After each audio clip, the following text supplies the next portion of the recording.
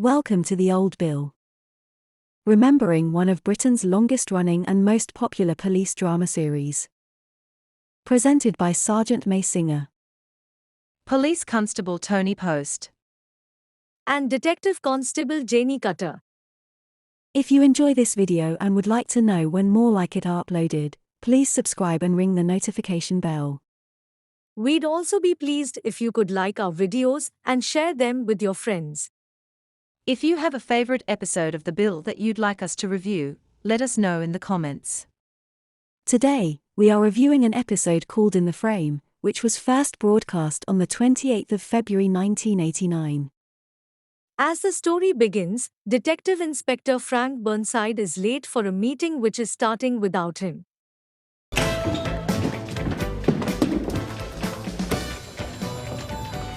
Good morning, sir.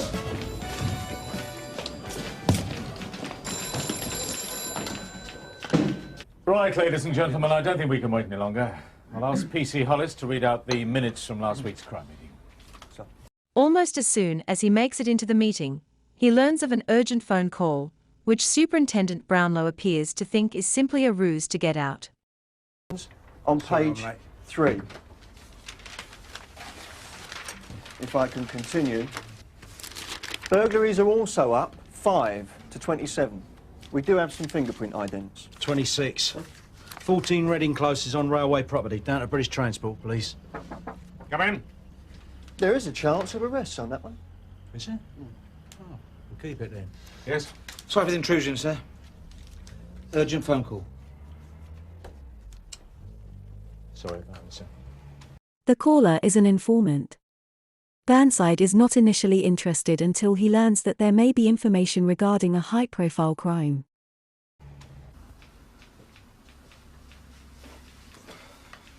Hello? Burnside? Yeah? I've got to meet you right away. Who are you?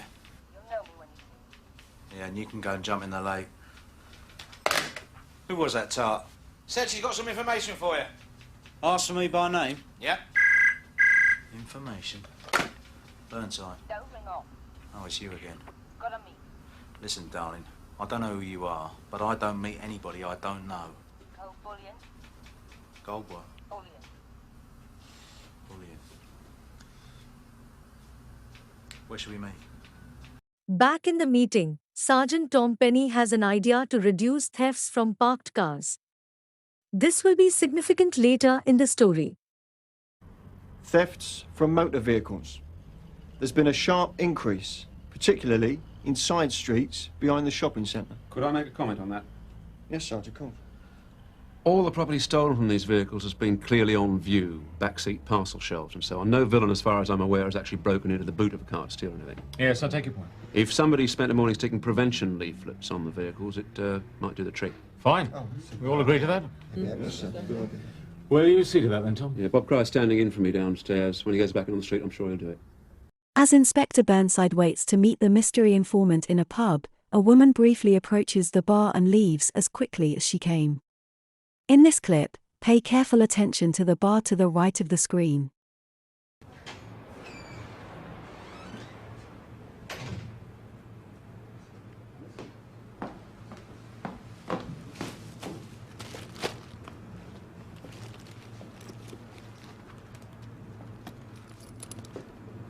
When are you ready? It's about all I can raise.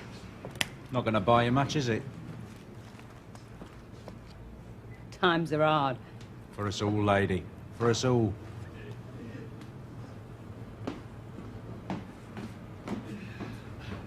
Well, what does she want? Who? The lady that was with her. She's not with me, mate. Out in the street, Sgt Bob Cryer is reluctantly putting Sergeant Penny's idea into action.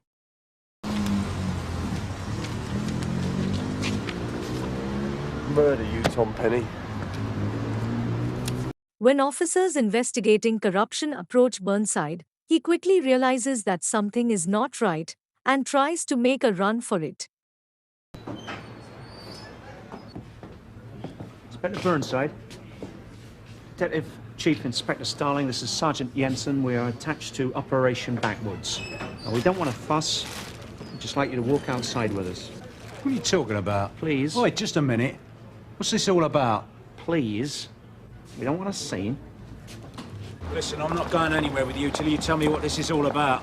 We've been called in by the Home Office to investigate numerous allegations of corruption by officers in the Met. Allegations made by villains serving time. You don't believe all that old moody, do you? Some of these allegations go back many years, others are more recent. So what's it got to do with me?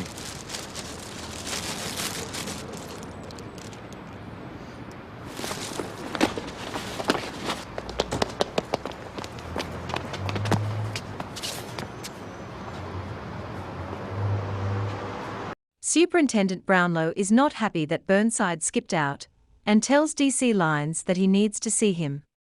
Meanwhile, Burnside is led away to be interviewed. Come in. You wanted to see Inspector Burnside, sir? Yes, where is he? He's gone out to meet an informant. Can I help, sir? Rather convenient, wasn't it? I'm sorry, I don't understand, sir. In future, I want one of you at the weekly crime meeting. No excuses. It is, after all, a crime meeting. Somebody should be there representing your department. He was caught on the hop, sir. Inspector Burnside was 10 minutes late for the meeting, and within 1 minute you call him out again. Yes, well, I want to see him the moment he gets back.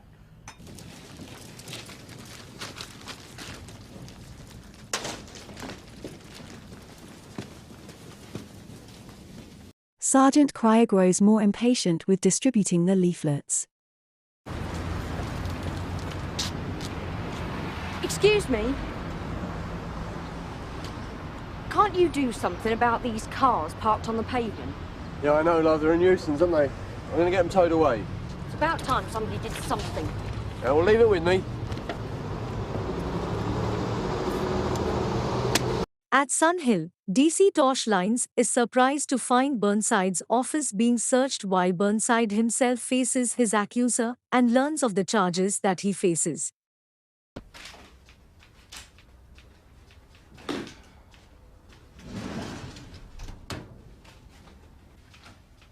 what's your game? Who are you?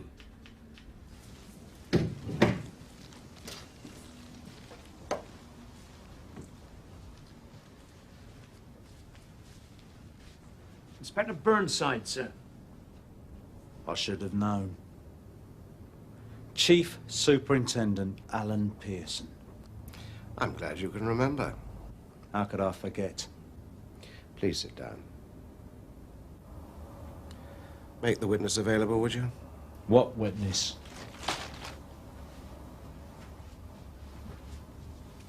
Look, if you wanted to talk to me, all you had to do was pick up a phone.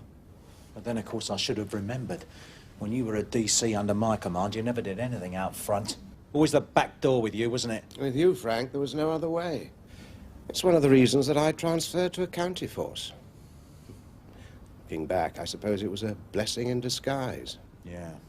Accelerated promotion. When it came to social climbing, you knew all the angles. It's called playing ahead of the game.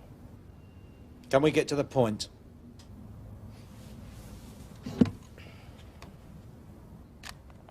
That's about all I can raise. Not going to buy you a lot, is it? Times are hard. For us all, lady. For us all. The witness was wired up, Frank. Was relayed out to a van and then onto equipment here. Some gear that's Home Office equipment. State-of-the-art technology. So? It's all there on the tape, Frank. You know as well as I do, this is a setup. £2,000 in a carrier bag. Oh, come off it, Pearson. I mean, not even you would stoop as low as that.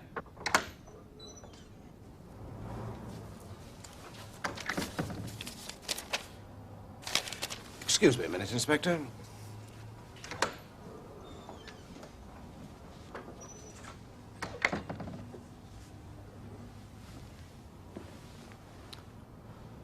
Whose money is there?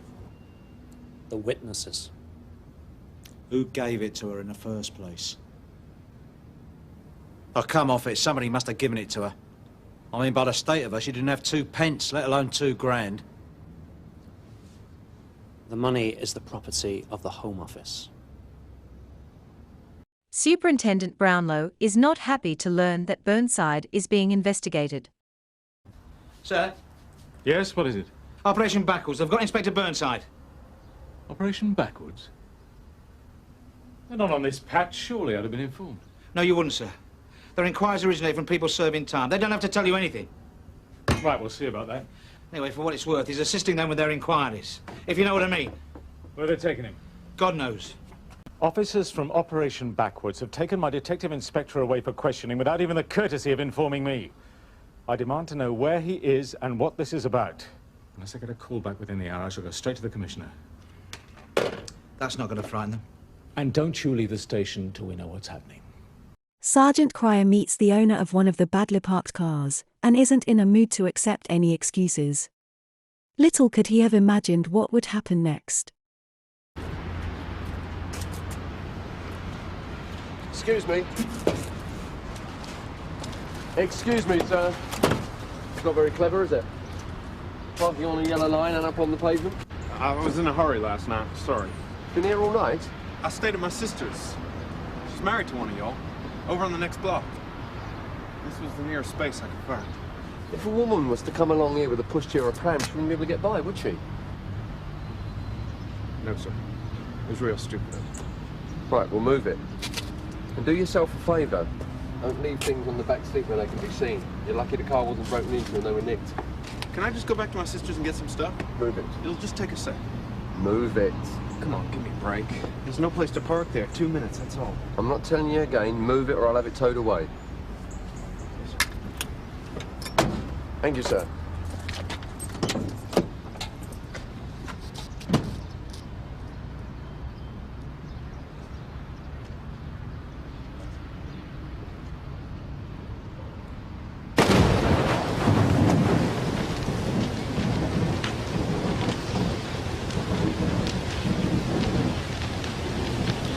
Sgt Cryer is clearly shocked by the ordeal, but refuses Brownlow's suggestion to get himself checked at a hospital.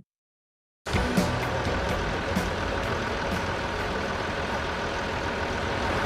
think you should go to hospital. No, I'm all right. Look, I'd be much happier if somebody checked you over. No.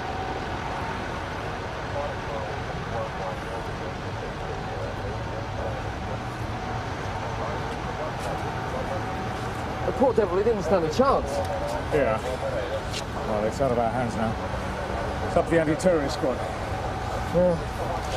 Well, this guy's going to take you over.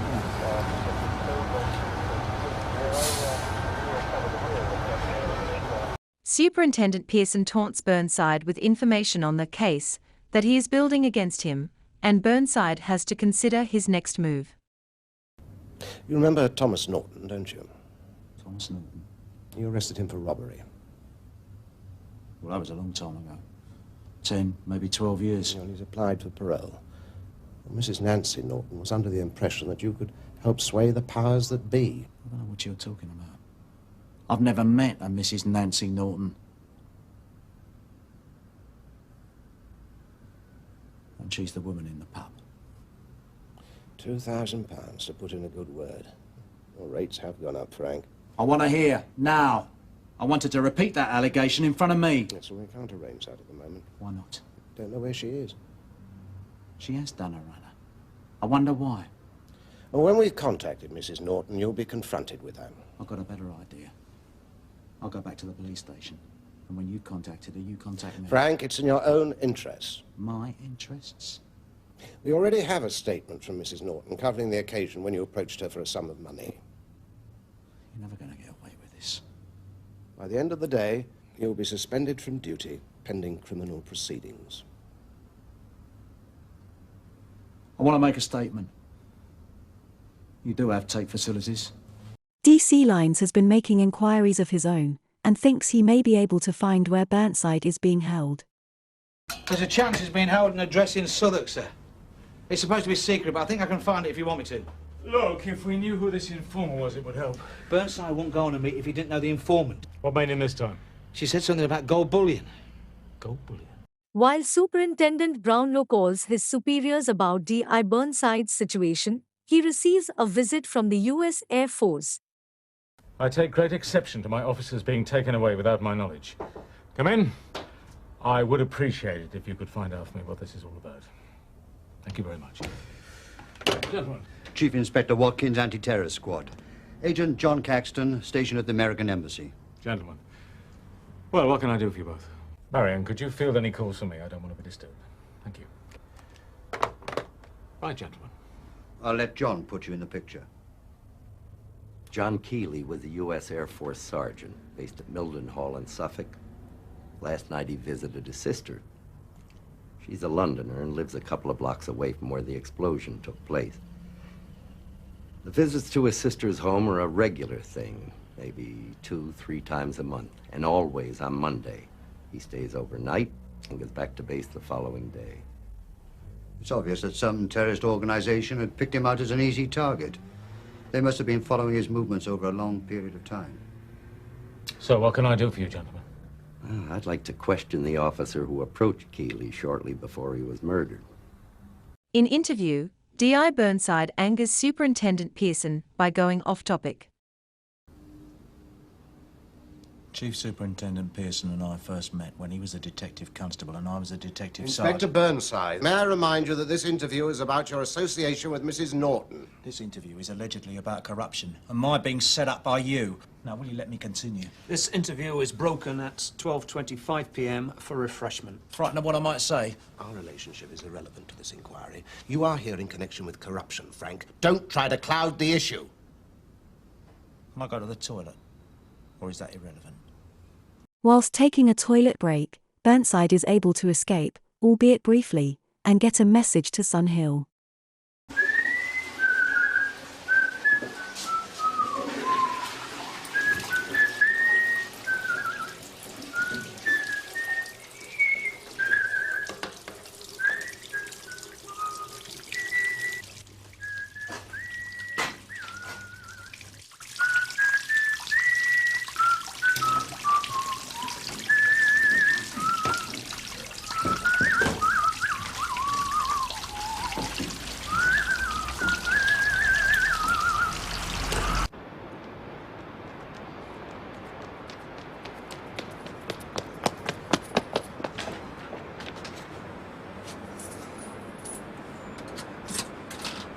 I stood there and waited for him to move the car. Still be picking up the pieces. CID.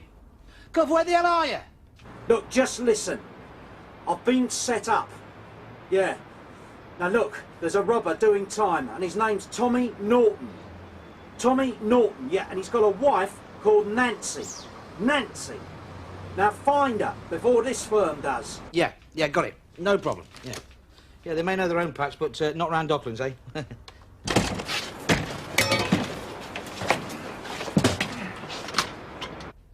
Gov? Back at Sun Hill, Cryer is grilled by the representative of the U.S. Embassy, who blames him for the death of the servicemen in the explosion. This scene is an excellent sign of the times in which the episode was recorded. Note the reference to the Soviet threat. Well, I can't help you any more than that. I saw nobody else near the car. I saw nothing suspicious. Would either of you like a drink? Then we'll go over it again. But there's no point. I've told you everything I can remember. One of our people has died through a terrorist attack. I'm sure you don't mind refreshing your memory. But if there was There are no buts. I told him to move the car or I'd have it towed away. Now, what else could I do? You could have left him alone. And what difference would that have made? Keeley's life. We had information of a terrorist attack. All personnel were warned. A message was left for him at his sister's house. If you had allowed him to go back there, he'd still be alive. You can't be sure of that. Keeley would have got the message. He'd have followed a standard security procedure. He'd have had the car checked before getting into it. That procedure would most certainly have saved his life. You cannot know that. I know this. Keeley was over here, not by choice, but because he was just one of many of our young servicemen doing a job, protecting you Brits and your European neighbors from possible Soviet aggression. Through your bloody mindedness, he's no longer with us. I hope his death is engraved on your conscience for the rest of your life. Meanwhile, Tosh finds Mrs. Norton just before Pearson's men get there, and the two make a daring escape.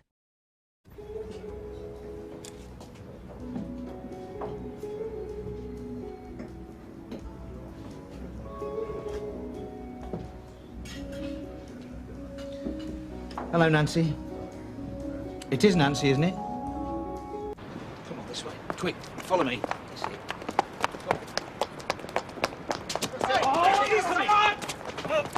Come on!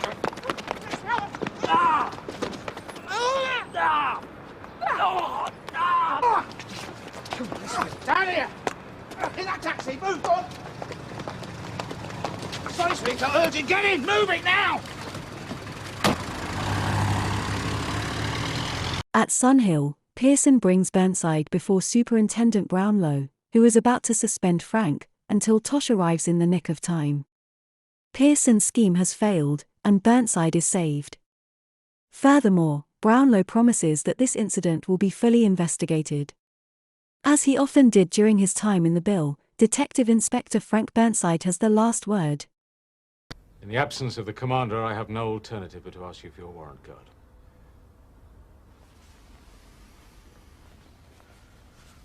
This is ridiculous. And suspend you from duty. Sir, I haven't done anything wrong. This man has framed me because he wrongly believes I copped some money from a job of his years ago. Brownlow? Yes, come in. Don't you see, sir? This is going to affect my chances of promotion. I mean, those on the top floor are going to believe there's no smoke without fire. And then this man will have achieved what he set out to do. Come in. Thank you, sir. Sorry for the intrusion. Which man threatened you? What threats? He said my husband wouldn't get parole unless I helped him set up Inspector Burnside. Is this true? I deny the allegation. And guess who put him up to it? I am going to call the Yard and get them to set up an inquiry to investigate this matter.